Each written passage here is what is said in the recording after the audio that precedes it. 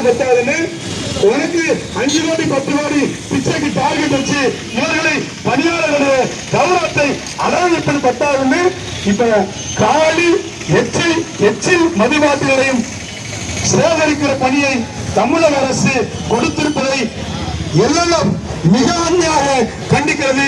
இது மனித உரிமைக்கு எதிரான செயல், மனித மாண்புக்கு எதிரான செயல். ஒரு அரசு ஊழியருடைய குறைந்தபட்ச மரியாதையை கேள்விக்குள்ளாக்குகிற வேலை.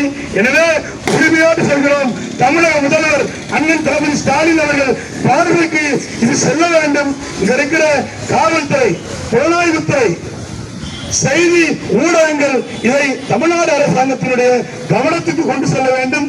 இந்த பிரதான கோரிக்கையோடு இன்னும் கூடுதல் கோரிக்கையான உணவு இடைவேளை கொடுக்க வேண்டும், பாத்ரூம் டாய்லெட் வசதிகள் கொடுக்க வேண்டும், சிசிடிவி கேமரா பாதுகாப்பு ஏற்பாடு செய்ய வேண்டும், அவருடைய பணி நேரத்தை உறுதிப்படுத்த வேண்டும், உயிர் பாதுகாப்பை உறுதி செய்ய வேண்டும் என்கிற கோரிக்கைகளையும் தமிழ்நாடு அரசுக்கு சொல்ல வேண்டிய சரியான நேரம் இதுதான்.